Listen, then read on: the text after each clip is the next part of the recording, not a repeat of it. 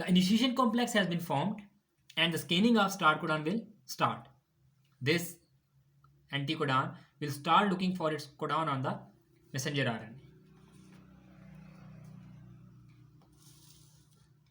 And ultimately, so start codon will be scanned. It will be find out. It will be find out.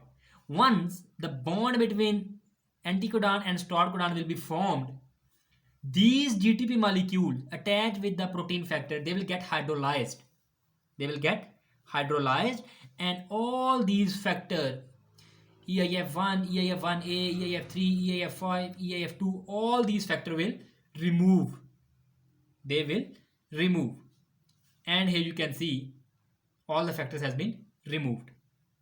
All the factors has been removed.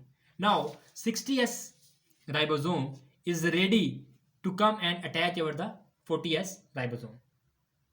And this 60S ribosome will be placed on the 40S ribosome with the help of another factor that is called as EIF5B. EIF5B. And here you can see some other codons are also present. Every codon code for one particular amino acid. Now let's see how the synthesis of protein will, how the process of elongation will take place. Here you can see the site A is free to accept another RNA, transfer RNA, to accept an other transfer RNA along with the amino acid. Here you can see the codon is AGA and the anticodon must be against E there should be U, against G there should be C, and against A there should be U. So anticodon must be UCU. And if we look at the codon amino acid chart, we will get to know that this AGA code for arginine amino acid. It code for arginine amino acid.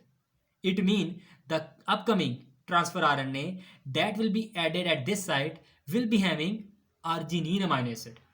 So here you can see this is a next transfer RNA that will be placed over there, and the arginine amino acid is present on its other side. Clear?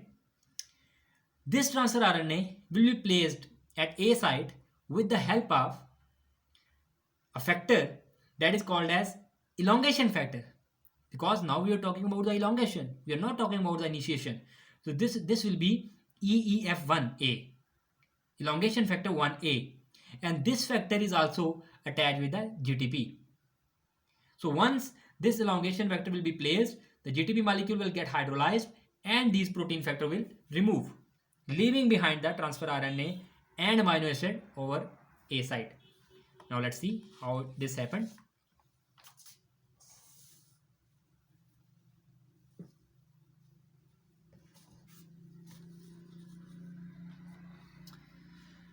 So here you can see the new transfer RNA has been placed, GTP molecule has been hydrolyzed, and the factor that was attached with the transfer RNA has been removed.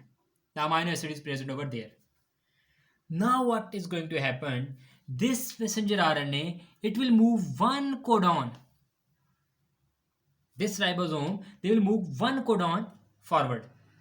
They will move one codon forward. It means this AUG and the transfer RNA, they will come at the E site because it is going there.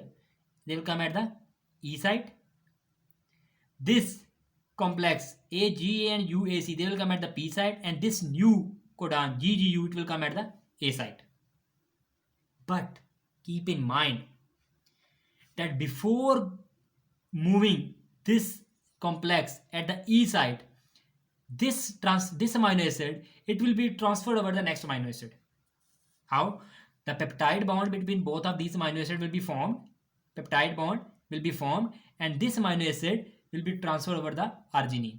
So this transfer RNA will get uncharged without amino acid.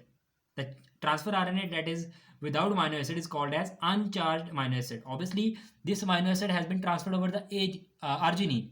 So this transfer RNA will be a uncharged amino acid. So this uncharged amino acid will come at the E site. This AGA and UAC along with the arginine and methionine, because this arginine and methionine, they will make peptide bond and they will make they will be present on the same transfer RNA. this complex will come at the P side and this GGU will come at the A side. So this type of structure will be formed. Here you can see the uncharged transfer RNA is at the E side. AGA and UAC along with the arginine and methionine, they are at the P side. This bond is peptide bond and this GGU is at the A side. Now this GGU is ready to accept another transfer RNA having anticodon, that is against G there will be C, against G there will be C, and against U there will be A, having CCA anticodon.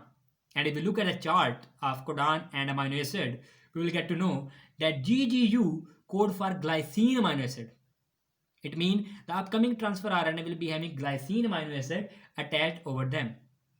And again, this transfer RNA having glycine will be placed at the A side with the help of elongation factor 1A that is attached with the GTP. And here you can see this transfer RNA will be placed at the GGU. GTP will be hydrolyzed and the factor will remove. Now again, both of these amino acids, they will attach with the upcoming amino acid and peptide bond will be formation, and they will both leave this transfer RNA and they will be transferred over this amino acid. So glycine, arginine and methionine, this chain of amino acid will be formed, and this chain of amino acid will be present on this transfer RNA. Okay, and now this transfer RNA, now again the complex will move one codon forward. They will move out of the nucleus. This AUG and UAC complex move out of the nucleus. This AGA and UCA, this complex will come at the E side but uncharged. Why uncharged? Because both of these amino acids will be transferred on the glycine and this become uncharged. AGA and UCA will be transferred at the E side, and GGU and CCA having all three amino acids, they will come at the P side, and this new GCC, it will come at the A side. So let me show you.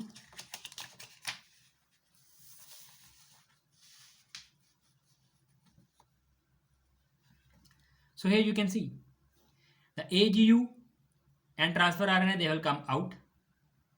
This AGA and UCA uncharged, AGA and UCA uncharged, they are present at the E side. This GGU and CCA having three amino acids, they are present at the P side, and the new codon GCC, it will be present at the A side, and it is ready to accept another transfer RNA having alanine amino acid. Now this amino acid, it will come and attach over there, bond will be formed, and again this unit will move one codon forward, and this complex having chain of amino acid, it will come at the P side, because all the three amino acids, they will transfer at the alanine, and this complex will move at the P side. So GCC will move at the P side having chain of amino acid, and next codon, that is UGA, it will become at the A side. It will come at the A side. Now UGA, UAA and UAG, all these are called as stop codon because they do not have any transfer RNA, they do not have any anticodon available in our cell. So it means no anticodon can come and attach over there. But there are certain protein factors that are called as release factor. They can recognize these codons, these stop codons. So these stop codons will be recognized by the release factor RF, and these release factor are also attached with the GTP molecule. So here you can see this stop codon will be recognized by the GTP, will be recognized by the release factor, and the GTP molecule will get hydrolyzed. Upon the hydrolysis, all these factors and ribosomes and RNA, they will get separated, and the process of translation will get terminated. Here you can see messenger RNA, 40S ribosome, 60S ribosome, and a protein. Now this protein will enter into the endoplasmic reticulum and Golgi apparatus for the post-translational modification, and these units are ready for doing other translation process.